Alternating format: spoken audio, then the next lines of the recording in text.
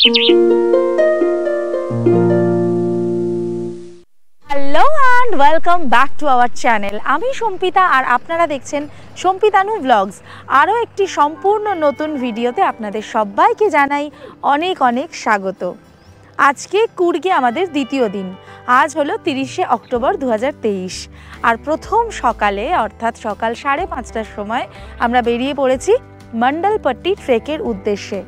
এই ট্রেক করতে হলে আপনি কি রুলস ফলো করবেন, কিভাবে যাবেন, কত ভাড়া পড়বে, কত সময় লাগবে, সবটা ডিটেলস, বছরের কোন সময় এই মন্ডলপট্টি ট্রেকে আসার জন্য সেরা সময়, কুর্গে আসলে এই ট্রেক করবেন কি না, কারা করবেন আর কারা করবেন না, এই সব কিছু ডিটেলস থাকছে আমাদের আজকের ভিডিওতে। তাই এই ভিডিওটা শেষ পর্যন্ত দেখতে থাকুন। আর আমাদের চ্যানেলে যদি নতুন হন আর এখনও চ্যানেলটা সাবস্ক্রাইব করে না থাকেন তাহলে এক্ষুনি সাবস্ক্রাইব করে বেল আইকনটা ক্লিক করে দেবেন। প্রতি উইকেন্ডে আমাদের একটি করে নতুন ভিডিও আসে। তাহলে চলুন শুরু করা যাক আজকের মন্ডলপট্টি ট্রেক। মন্ডলপট্টিতে যাওয়ার জন্য আপনাদের কিন্তু জিপ ভাড়া করতে হবে আর জিপের জন্য খরচ পড়বে 2500 টাকা। একটি জিপে মোটামুটি 5 জন পর্যন্ত আপনারা বসতে পারবেন। আর যদি আপনারা একজন বা দুজন থাকেন সেক্ষেত্রেও আপনাদের কিন্তু একই টাকা ভাড়া দিতে হবে। তবে আমরা যে রাস্তা দিয়ে যাচ্ছি এই রাস্তা ছাড়াও এই মন্ডলপট্টিতে যাওয়ার আরও একটি অন্য রাস্তা রয়েছে। সেখানে একটি নির্দিষ্ট পয়েন্ট পর্যন্ত আপনি স্কুটি অথবা বাইক নিয়ে যেতে পারবেন। অ্যাবি ফলসে যাবার কিছুটা আগে ওই জায়গায় আপনাদের 2 হুইলার পার্ক করবার পর সেখান থেকে আপনারা শেয়ার জিপ পেয়ে যাবেন। সেক্ষেত্রে আপনাদের খরচ অনেকটাই কম পড়বে। তবে আমরা যে রাস্তা ধরে যাচ্ছি সেই রাস্তার দুপাশের প্রাকৃতিক সৌন্দর্য অনির্বচনীয় সুন্দর। তবে রাস্তার কন্ডিশন এখানে কিন্তু অত্যন্ত খারাপ। বয়স্ক এবং শারীরিক অসুবিধাযুক্ত যে মানুষেরা রয়েছেন তাদের জন্য এই রাস্তাটি কিন্তু একেবারেই উপযুক্ত হবে না।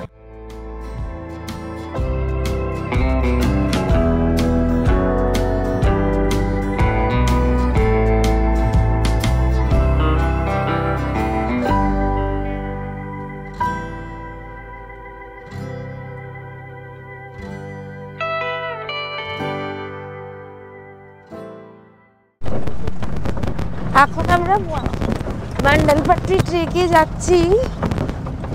চারিদিকে দৃশ্য যেমন অপূর্ব সুন্দর, রাস্তাটার অবস্থা তো ভয়ঙ্কর, মানে সব মিলিয়ে একদম ভয়ঙ্কর সুন্দর একটা অভিজ্ঞতা হচ্ছে আর কি। আমরা অনেকটাই চলে এসেছি, কুর্গ থেকে প্রায় 20 কিলোমিটার। রাস্তা দিয়ে আসতে প্রচন্ড কষ্ট হচ্ছে, কিন্তু দারুণ মজা লাগছে ভোরবেলা উঠে এই জিপ সাফারিটা। সব ডিটেলস আমি গিয়ে বলছি, এখানে কথাই বলা যাবে না। জিপে যাওয়ার পথে আমরা দেখলাম রাস্তায় অনেকেই কিন্তু এভাবে ট্রেক করে হেঁটে হেঁটে মন্ডলপট্টির দিকে এগিয়ে আসছেন। যদি আপনারা ট্রেক করতে চান সেক্ষেত্রে ফাইনাল পয়েন্টে গাড়ি রাখার পর প্রায় 3 কিলোমিটার রাস্তা এভাবে ট্রেক করে যেতে হবে। আর আমরা যারা জিপে যাচ্ছি, জিপ পার করার পর প্রায় 200 মিটার মতন রাস্তা আমাদেরকে ট্রেক করে পৌঁছতে হবে। ট্রেকিং এর জন্য ড্রেস খুবই কমফোর্টেবল হওয়া বাঞ্ছনীয়। সাথে অবশ্যই 1 বোতল জল আর কিছু শুকনো খাবার রেখে দেবেন। এই মন্ডলপট্টি থেকে অপূর্ব সুন্দর সূর্যোদয় এবং সূর্যাস্ত দেখা যায়। তাই আপনারা চেষ্টা করবেন খুব সকাল সকাল হোমস্টে বা হোটেল থেকে বেরিয়ে যেতে, যাতে আপনারা এখানে এসে সকালের সূর্যোদয়টা দেখতে পারেন। অবশেষে মারাত্মক একটা রোমাঞ্চকর জার্নির ভেতর থেকে এসে আমরা পৌঁছালাম মন্ডলপট্টি ট্রেকের একদম সামনে। মানে এখান থেকে ওপরের দিকে রাস্তাটা উঠে যে যাচ্ছে ওইখান থেকেই খানিকক্ষণ হেঁটে আমাদের একদম টপ ভিউ পয়েন্টে যেতে হবে। এই যে জায়গাটা দেখতে পাচ্ছেন এখানেই কিন্তু সমস্ত জিপগুলো এসে দাঁড়ায়, জড়ো হয়। এইখানে জিপ আপনাকে ছেড়ে দেবে আর 45 মিনিট সময় দেবে। তো আমাদের কাছে রাস্তায় 50 টাকা নিয়েছে জিপের পারমিটের জন্য, মানে টোটাল গাড়ির জন্য হচ্ছে 50 টাকা আর পার পার্সন 50 টাকা এন্ট্রি ফি আছে। এছাড়া জিপের প্রাইস আছে 2500 টাকা থেকে শুরু, মানে আপনারা একজন থাকলেও 2500 টাকাই নেবে, আপনারা যদি গ্রুপে 5 জন থাকেন তাহলেও 2500 টাকাই নেবে। আমাদের যে হোটেলে আমরা এসেছি, মানে যে হোমস্টেতে আমরা আছি, নাডা হোমস্টে, ওই দাদাই আমাদেরকে এইটা ঠিক করে দিয়েছে, এই গাড়িটা ঠিক করে দিয়েছেন। আমাদেরকে কোনো হেডেকই নিতে হয়নি। ওই দাদা সকালবেলা মানে 5:30টার সময় আমাদের হোমস্টের সামনে চলে এসেছিলেন, ওখান থেকে গাড়ি করে আমরা একদম এই অবধি এসে নামলাম। এবার আমরা এখান থেকে যাব, 45 মিনিট আমাদের হাতে সময় আছে। আমরা 6টায় বেরিয়েছিলাম হোমস্টে থেকে, আর এখন ঠিক 7টা বাজে। পুরো 1 ঘন্টা লেগেছে আমাদের পুরো এতটা রাস্তা আসতে। রাস্তার অবস্থা তো সাংঘাতিক খারাপ, তো আমাদের হাতে বেশি সময় যেহেতু নেই, আমরা সময় নষ্ট করব না, এখন চলে যাব ভিউ পয়েন্টের দিকে।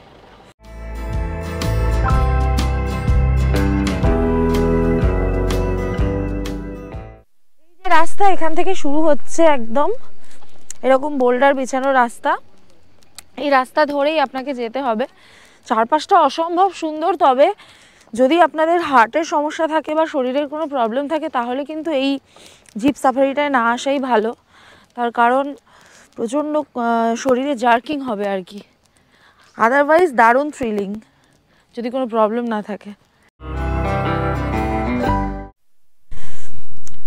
এই যে রাস্তা দেখতে পাচ্ছেন, ওই রাস্তা দিয়েই ট্রেক করে সকলে উঠছে, আর ঠিক যে ট্রেকিং রুটটা রয়েছে তা ঠিক পিছন থেকেই হয় এইরকম সানরাইজ। ভিউটা জাস্ট দেখুন, এই সময় পিছনের পাহাড়, ওইদিকে একটা ওয়াচ টাওয়ার রয়েছে, আমরা যাব ওইদিকে। অপূর্ব সুন্দর। এখানে এখন টেম্পারেচার মোটামুটি 20-21 ডিগ্রি মতন, কিন্তু হাওয়া দিচ্ছে মারাত্মক। হাওয়াটাই অবস্থা খারাপ করে দেওয়ার মতো। একটু কানে জড়ানোর কিছু নিয়ে আসলে ভালো হতো। এই যে সানরাইজটা হচ্ছে, দেখুন মেঘ চাপা আছে, তবে ক্লিয়ার থাকলে আরো সুন্দর লাগতো দেখতে। প্রচুর টুরিস্ট আছে, এখন 7:05 হয়েছে, এখন কিন্তু এখানে প্রচুর টুরিস্ট রয়েছেন। আমরা একদম টপ ভিউ পয়েন্টের কাছে চলে এসেছি। এখান থেকে জাস্ট সব দিকটা আপনারা দেখুন, যা ওপেননেস, যা গ্র্যান্ডার, আনবিলিভেবল, অসাধারণ। মানে কুর্গে আসলে এই মন্ডলপট্টি ট্রেক মাস্ট অ্যান্ড মাস্ট করতেই হবে, দারুণ সুন্দর।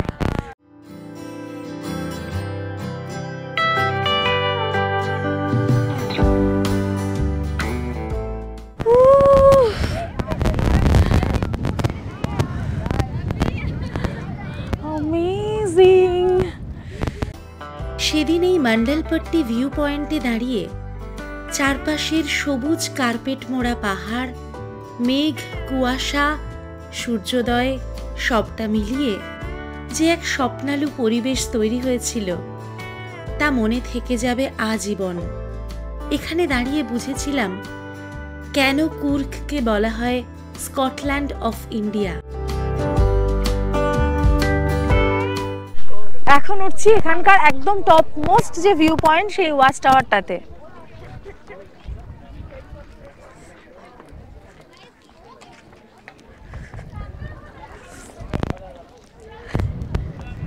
যা হাওয়া না,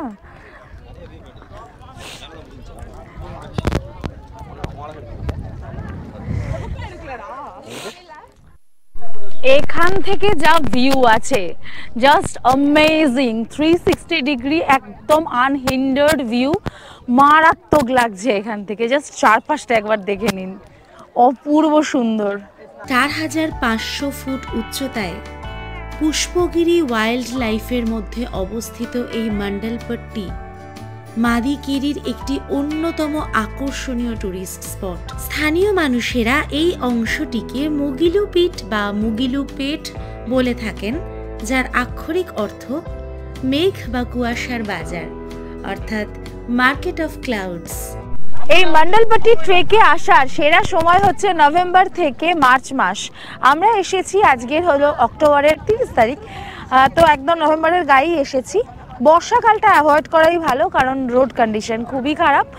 নভেম্বর থেকে মার্চ মাসে যদি আপনারা আসেন, সেক্ষেত্রে নভেম্বরের শুরুর দিকে যদি আসেন একটু বেশি গ্রিন দেখতে পারবেন, কিন্তু শীতের দিকে যদি আসেন তাহলে এতটা গ্রিনারি হয়তো পাবেন না। কিন্তু এই ভাস্টনেস, এই ওপেননেস, এই গ্র্যান্ডার, এটা কিন্তু এই মন্ডলপট্টি ট্রেকের একটা ইউএসপি। এই এত সুন্দর, এত অসাধারণ অনুভূতি এর আগে খুব কম জায়গাতেই কিন্তু হয়েছে। আমার এখন খুব ওই উটি 9th মাইলের কথা মনে পড়ছে। তবে ওটার সৌন্দর্য কিন্তু একদমই আলাদা ছিল। এটা অনেক অনেক অনেক বেশি ওপেন, অসাধারণ লাগছে। আর একদম সকালবেলা, সবচেয়ে বড় কথা এখান থেকে সানরাইজের এক্সপিরিয়েন্স আপনার একটা লাইফ টাইম এক্সপিরিয়েন্স হয়ে থাকবে, এইটুকু কথা দিতে পারি। হ্যাঁ, আমরা এখন যে সময় এসছি এই সময়টায় মেঘ কুয়াশার খেলাটা একটু বেশি দেখতে পারবো। আপনি দেখতেই পাবেন আমার পিছন থেকে মেঘ ভেসে আসছে, কুয়াশা ভেসে আসছে। তবে একটু বেশি শীত যখন পড়বে তখন সানরাইজটা আরও অনেক বেশি ক্লিয়ারলি আপনারা দেখতে পাবেন, তখন এতটা ফগ থাকবে না, সেটা কিন্তু আরও আপনাদের দারুণ লাগবে। আর যারা মনে করছেন আমার মুখে কি আছে, এক কুচি আদা আছে, কারণ প্রচণ্ড ঠান্ডা লেগে রয়েছে।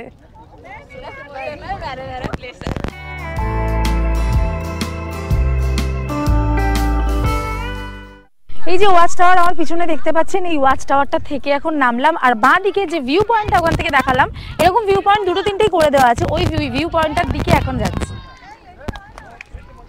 অ্যাজ ইউ ক্যান সি সকালবেলা প্রি ওয়েডিং শ্যুটও চলছে এখানে, দারুণ শ্যুট হবে এই জায়গায়। কষ্ট হয়,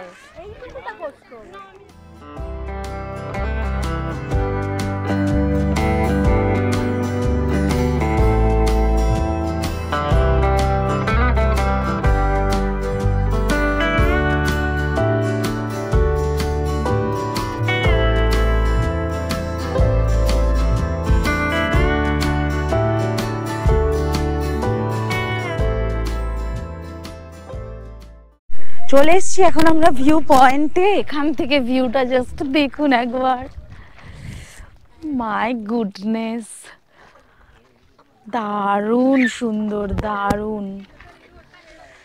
মেঘের ওপরে, পাহাড়ের ওপরে মেঘের খেলাটা জাস্ট দেখার মতন, দেখার মতন, এত অপূর্ব সুন্দর। পাহাড়ের কোলে কোলে মেঘ জমে আছে, এত স্বর্গীয় এই জায়গাটা, চিন্তার বাইরে। 45 মিনিট সময় দিয়েছে আমাদের, খুব কম লাগছে আমাদের কাছে সময়টা, আধ ঘন্টা হয়েই গেল, 7:30 বেজে গেছে।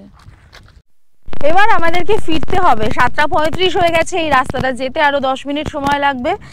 একদম ইচ্ছা করছে না এই সময় ফিরে যেতে, কারণ আমাদের সত্যি কথা এসব থেকে মনে হচ্ছে যে 45 মিনিট সময়টা সত্যি খুবই খুবই কম। যাই হোক, এখন এতটা কষ্ট নিয়ে মনে আমরা মন্ডলপট্টিকে বিদায় জানিয়ে যাব জিপের দিকে, কিন্তু কথা দিচ্ছি যে আবার এখানে ফিরে আসব, এবং তখন 45 মিনিটের জন্য নয়, অনেকক্ষণ সময় কাটিয়ে যাব। একদম মন ভরেনি এইটুকু সময় এখানে এসে।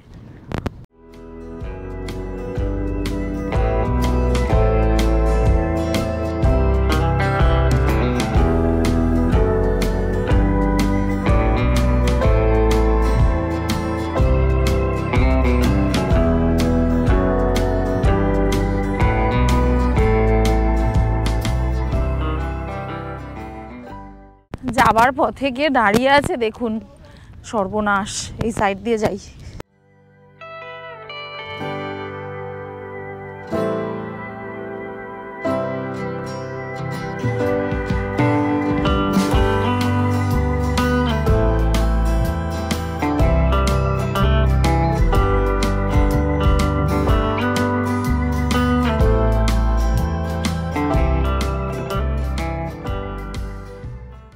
মন্ডলপট্টি ট্রেক কমপ্লিট করে আমরা চলে এলাম এইখানে, মানে যেখানে জিপগুলো দাঁড়িয়ে ছিল আর কি, যেখান থেকে আমরা হাঁটা শুরু করেছিলাম ওই পয়েন্টে আবার আমরা চলে এসেছি।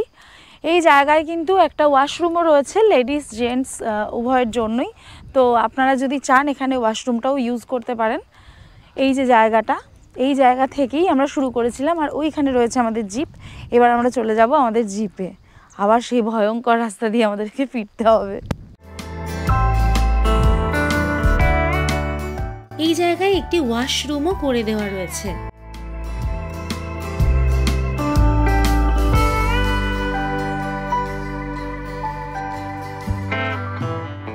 আজকের এই জার্নিটা আমরা যার সাথে কমপ্লিট করলাম তার নাম এবং কন্ট্যাক্ট ডিটেল আমি দিয়ে দিলাম।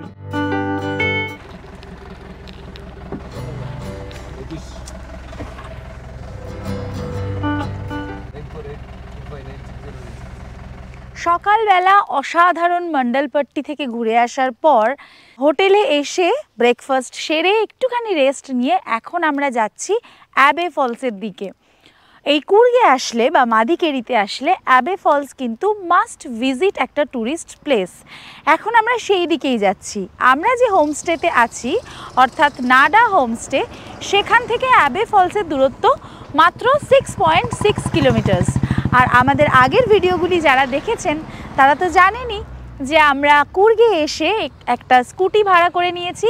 প্রত্যেক দিন 600 টাকা করে ভাড়া আমাদের পড়ছে, আর 4 দিনের জন্য স্কুটিটা আমার কাছেই রয়েছে। সেজন্য যাওয়া আসা ঘোরা নিয়ে কোনো রকম কোনো সমস্যা নেই। যখন খুশি যেখানে খুশি আমরা যেতে পারছি, যেখানে খুশি আমরা দাঁড়াতে পারছি। তো এখন আমরা স্কুটি করেই যাচ্ছি অ্যাবে ফলসের দিকে। যাবার পথে রাস্তায় দাঁড়িয়েই এই ভিডিওটা বানানো। দেখতেই পাচ্ছেন যে জায়গাটা কতটা সুন্দর, রাস্তাটা ভীষণই সিনিক। তো এখন চলুন এগোনো যাক অ্যাবে ফলসের দিকে, আর ওখানে গিয়ে সবটা আপনাদেরকে দেখাবো। সেই জন্য ভিডিওটা শেষ পর্যন্ত দেখতে থাকুন। আর আমাদের চ্যানেলে যদি নতুন হন আর এখনও চ্যানেলটা সাবস্ক্রাইব করে না থাকেন, তাহলে এক্ষুনি সাবস্ক্রাইব করে বেল আইকনটা ক্লিক করে দেবেন। প্রতি উইকেন্ডে আমাদের একটি করে নতুন ভিডিও আসে।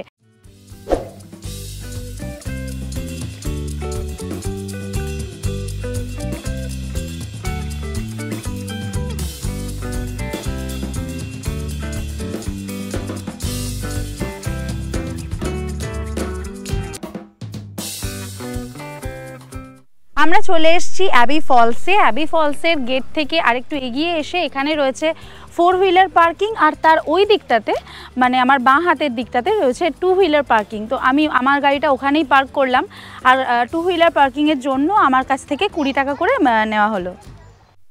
এখন দাঁড়িয়ে আছি অ্যাবি ফলসের এন্ট্রি গেটে। এখানে রয়েছে টিকিট কাউন্টার। এই যে এই কাউন্টার থেকে টিকিট কেটে ভেতরে ঢুকতে হবে।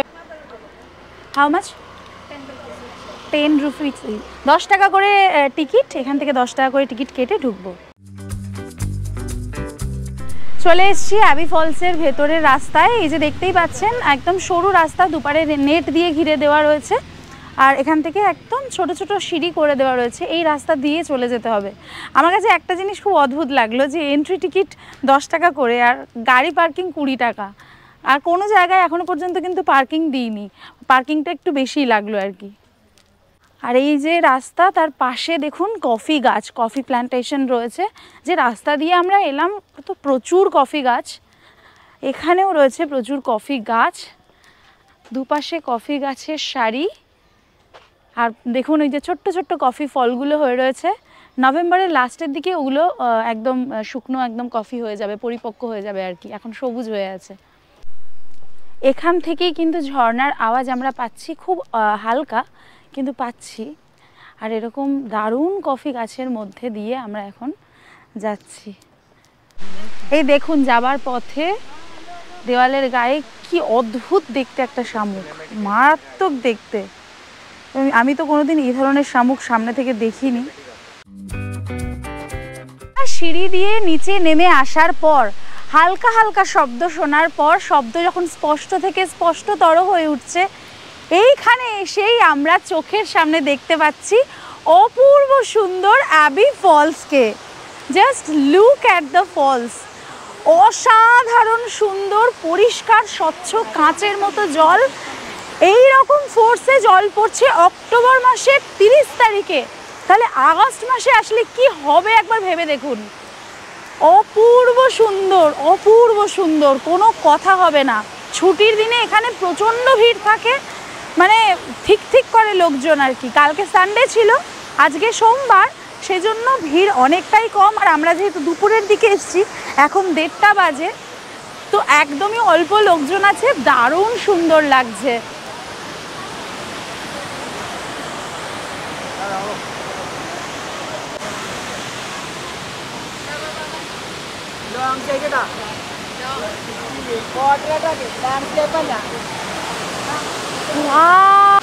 ওয়াটারফলস তো আমার সব সময়ের জন্য প্রিয়, সবচেয়ে ভালো লাগে ওয়াটারফলস। এইরকম যদি ওয়াটারফলস দেখি চোখের সামনে, আর কিছু লাগবে না।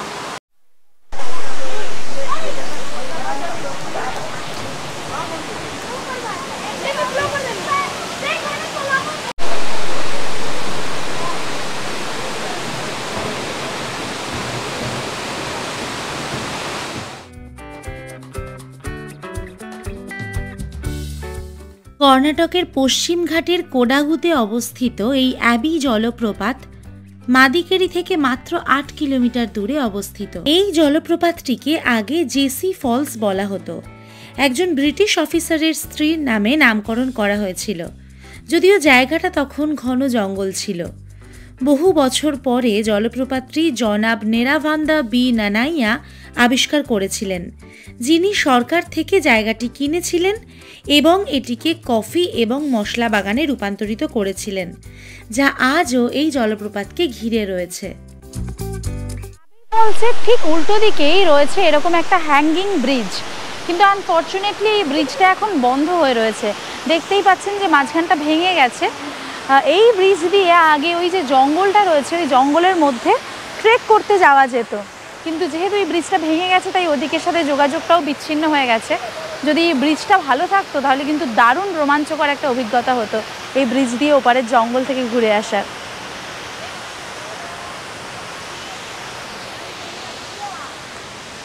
জলপ্রপাত দেখলে আমার মনটা যে জল তরঙ্গের মতো নেচে ওঠে সেটা তো এতদিনে আপনারা সবাই বুঝে গেছেন। অনেকক্ষণ অ্যাবি ফলসে সময় কাটালাম, দারুণ সুন্দর লাগলো, কিন্তু এখন এই অ্যাবি ফলসকে বিদায় জানানোর পালা। এখান থেকে আমরা চলে যাব আবার মাদিকেরি বা কুর্গের দিকে। চলতে থাকুন আমাদের সাথে আর ভিডিওটা শেষ পর্যন্ত দেখতে থাকুন। বান্ডালপট্টি হলো এই কুর্গের অন্যতম সেরা দর্শনীয় একটি স্থান। আমরা গেছিলাম আমাদের হোমস্টে থেকে একটি জিপ সাফারি করে। আর আপনারা যদি জিপ সাফারি করে আসতে চান, কোনো হোমস্টের উপরে ভরসা না করে বা কারোর সাথে যোগাযোগ না করে, সোজা আপনার গাড়ি বা বাইক, টু হুইলার যাই থাকুক না কেন নিয়ে চলে আসবেন এই পয়েন্টে, অর্থাৎ অ্যাবি ফলসে। আমরা যে রাস্তা দিয়ে চলে গেলাম, ওই যে বাঁদিকের রাস্তাটা, ওই রাস্তা দিয়ে কিন্তু আমরা গেছিলাম অ্যাবি ফলসে। ওইখান থেকেই এখন আমরা ফিরছি। এই যে পয়েন্ট, একটা দেখবেন পয়েন্ট আছে যেখানে একটা বোর্ড দেওয়া আছে অ্যাবি ফলস আর মঙ্গলপট্টি ট্রেকের। আমার পিছনের রাস্তা যেটা দেখতে পাচ্ছেন, ওই রাস্তা দিয়েই কিন্তু আমরা এসছি এখান থেকে, অর্থাৎ আমাদের নাডা হোমস্টে থেকে। আর এই যে দেখবেন এখানে রয়েছে একটা কুর্গেস্ট স্পাইসি সোসাইটি, আর এই বোর্ড, এইখান থেকেই রাস্তা ডিভিশন হয়ে যাচ্ছে দুদিকে। ওইখানে দাঁড়িয়ে রয়েছে জিপগুলো। আমি যে জায়গায় দাঁড়িয়ে আছি তার ডান দিকে, আমার ডান হাত দিয়ে চলে গেলে 3 কিলোমিটার গেলেই আপনি পেয়ে যাবেন অ্যাবি ফলস, আর আমার বাঁ হাত দিয়ে 18 কিলোমিটার জিপ সাফারি করে গেলেই আপনি পৌঁছে যাবেন মন্ডলপট্টি। পুষ্পগিরি ওয়াইল্ড লাইফ স্যাংচুয়ারির মধ্যে অবস্থিত এই মন্ডলপট্টি কিন্তু অপূর্ব সুন্দর একটা জায়গা। তবে আমরা যে রাস্তা দিয়ে গেছিলাম সেটা কিন্তু মারাত্মক রোমাঞ্চকর এবং খুবই খারাপ অবস্থা ছিল। আপনারা দেখেছেন এই যে রাস্তাটা, সেটা অপেক্ষাকৃত ভালো হবে, খুব ভালো হবে না, তবে অফ রোডিংয়ের জন্য এখানে জিপগুলো কিন্তু খুবই ভালো রয়েছে। একটা জিপে আপ টু 6 জন পর্যন্ত শেয়ার করতে পারবেন। আপনারা যদি সাথে 1 জন বা 2 জন থাকেন, এখানে আসলে অন্যান্য ট্যুরিস্টদের সাথে শেয়ার করে যেতে পারবেন। একটা জিপের ভাড়া পড়বে 2500 টাকা, মানে আপনারা যদি পার্সোনাল একটা জিপ 2 জনে নেন তাহলেও 2500 টাকা, আর যদি 6 জন থাকেন তাহলেও 2500 টাকাই ভাড়া পড়বে। এই জিপগুলিতে করেই যাওয়া হয় মোটামুটি। এইটা বেশ বড়, এই যে জিপটা দেখাচ্ছি, আর তার আগে যে কালো রঙের জিপগুলো রয়েছে এগুলোতে 6 জন পর্যন্ত বসতে পারবেন। এই জিপগুলোর ভাড়া 2500 টাকা থেকে স্টার্ট হচ্ছে। বড়গুলোর ভাড়া একটু বেশি হবে। এখানে একটা ক্যাফেও দেখতে পাচ্ছি, এখানে বসে একটু কফি টফি খেয়ে নিতে পারেন। আর এই যে দেখুন, এইটাই হচ্ছে স্টার্টিং পয়েন্ট। এই অবধি আপনি টু হুইলার পার্ক করতে পারবেন। এরপরে আপনি টু হুইলার ভাড়া করলেও সেই টু হুইলারটা নিয়ে কিন্তু যেতে পারবেন না, তাহলে আপনার চার্জ কাটবে। পার্কিংয়ের ভাড়া লেখা রয়েছে। গাড়ি আর জিপে করে যদি আপনারা আসেন 50 টাকা, টেম্পো ট্রাভেলার ম্যাক্সিক্যাব 100 টাকা, বাস মিনি বাসের জন্য 200 টাকা, আর টু হুইলার এবং অটোর জন্য 20 টাকা ভাড়া। অ্যাবি ফলসের কাছে এখানে রয়েছে অ্যাবি ধামা ইস্টেট হোমস্টে। দারুণ লেগেছে এই হোমস্টেটা, ভেতরটা আপনাদেরকে দেখাই। আপনারা যদি এইখানে থাকতে চান অ্যাবি ফলসের কাছাকাছি, এখানে কিন্তু থাকতে পারেন। বেশ সুন্দর লাগছে বাইরে থেকে। অনেক বড় এরিয়া নিয়ে কফি প্ল্যান্টেশন রয়েছে এই হোমস্টের ভিতরে। নানান ধরনের অ্যাক্টিভিটিসও রয়েছে দেখতে পাচ্ছি। Swimming pool, state walk, homely food, enjoy nature, এই সমস্ত তো লেখা রয়েছে। ঠিক আছে, কীরকম কফি ফলে রয়েছে দেখুন একবার, পুরো থোকা থোকা হয়ে কফি বিনসগুলো হয়ে রয়েছে। এগুলো এই নভেম্বরের লাস্টে ডিসেম্বরের দিকে একদম পেকে যাবে, পেকে ব্রাউন, ডার্ক ব্রাউন কালার হয়ে যাবে, যেটা কফি আমরা দেখি আর কি, কফি বিনস।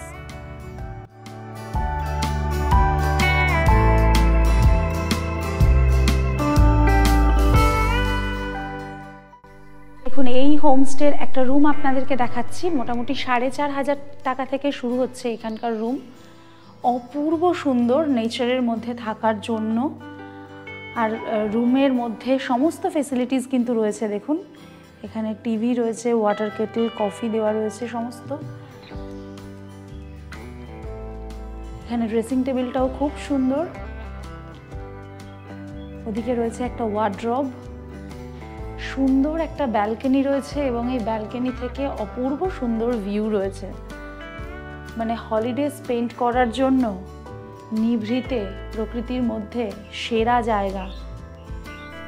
একটা ছোট টি টেবিল আর দুটো চেয়ার, তার পাশে রয়েছে একটা ছোট বেড সাইড টেবিল, দারুণ একটা বেড রয়েছে,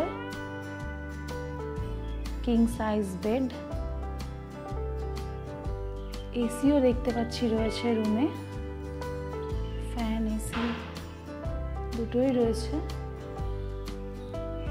এগুলো খুব একটা প্রয়োজন পড়ে না যদিও, এখানে ওয়েদার এতই মনোরম থাকে। আর বাথরুমটা আপনাদেরকে দেখিয়ে দিই, এই হলো বাথরুম। গিজার থেকে শুরু করে সমস্তটাই রয়েছে এবং যথেষ্ট স্পেসিয়াস বাথরুমটা।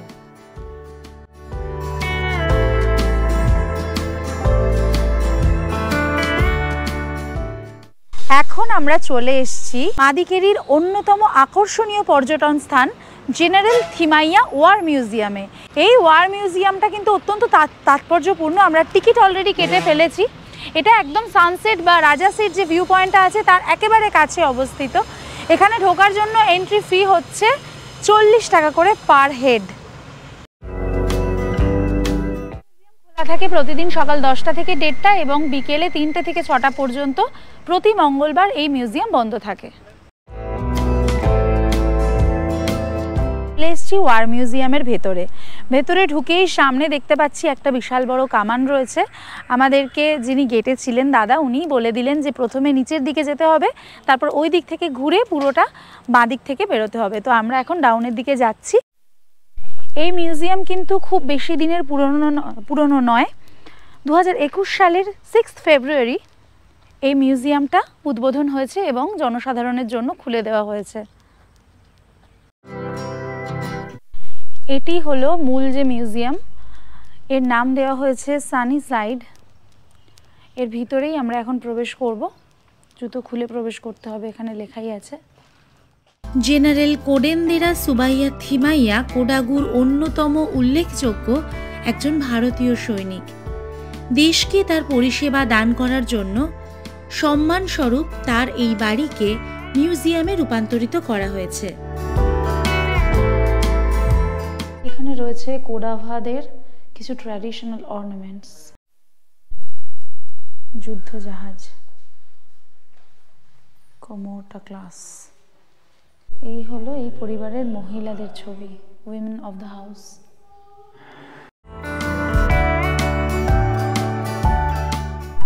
এটা হলো ডাইনিং হল।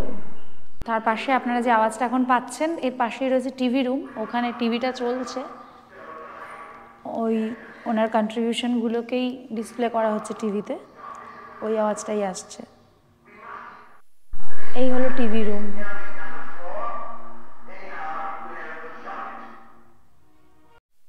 এটা হলো সেই সাবমেরিনের মডেল যেটাতে করে উনি গেছিলেন যুদ্ধ করতে।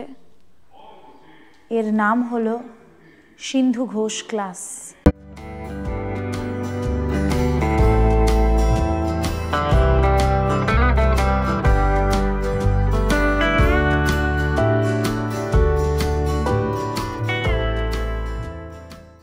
এতক্ষণ দেখালাম মিউজিয়ামের ভিতরটা। এইবার ওপেন এয়ারে যে সমরাস্ত্রগুলি রাখা রয়েছে সেইগুলো দেখাবো আপনাদের। এই যে মিউজিয়ামটা আমরা দেখতে এসেছি, এটি ছিল ইন্ডিপেন্ডেন্সের পরে 4th জেনারেলের বাড়ি, যিনি ছিলেন জেনারেল থিমাইয়া এবং যিনি নেতাজি সুভাষচন্দ্র বসুর আইএনএতেও কাজ করেছিলেন। আমাদের প্রাক্তন রাষ্ট্রপতি ডক্টর এপিজে আব্দুল কালাম এই রেসিডেন্সে একবার ভিজিট করতে এসেছিলেন। তো সেই সময় এখানে এসে উনি পরামর্শ দেন এই রেসিডেন্সিয়াল এরিয়াটাকে মিউজিয়াম তৈরি করার। তো তারপর থেকেই কাজ শুরু হয় এবং তারপরে আমি যেটা প্রথমেই বললাম যে 2021 সালের 6 ফেব্রুয়ারি আমাদের রাষ্ট্রপতি ঠিক দুপুর 3:15 সময় এই মিউজিয়ামটির উদ্বোধন করেন।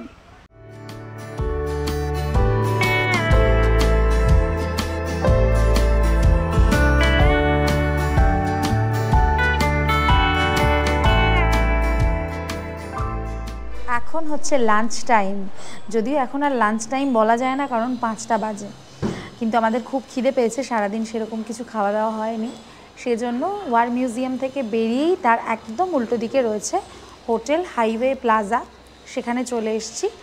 নিয়েছি একটা খুস্কা রাইস, আমি কখনো এটা ট্রাই করিনি, বললো ভাতের সাথে বিরিয়ানির মশলা মিশিয়ে এটা বানানো হয়। আর তার সাথে নিয়েছি হাফ চিকেন কষা, আর তার সাথে এই রায়তাটা ওনারা কমপ্লিমেন্টারি দিয়েছেন। এই খুস্কা রাইসটার দাম হচ্ছে 90 টাকা। এই হাফ চিকেন কষা যেটা নিয়েছি এটা হচ্ছে 130 টাকা, ফুলটার দাম ছিল 190 টাকা। একবার আমি কনফার্ম হয়নি, হ্যাঁ ফুলটার দাম ছিল 190 টাকা, আর এটার তো কোনো দামই লাগেনি। তো যাই হোক, আমি একটুখানি এই খুস্কা ব্যাপারটা টেস্ট করে দেখতে চাই, এই জিনিসটা কেমন খেতে। এমনি এমনি খাই,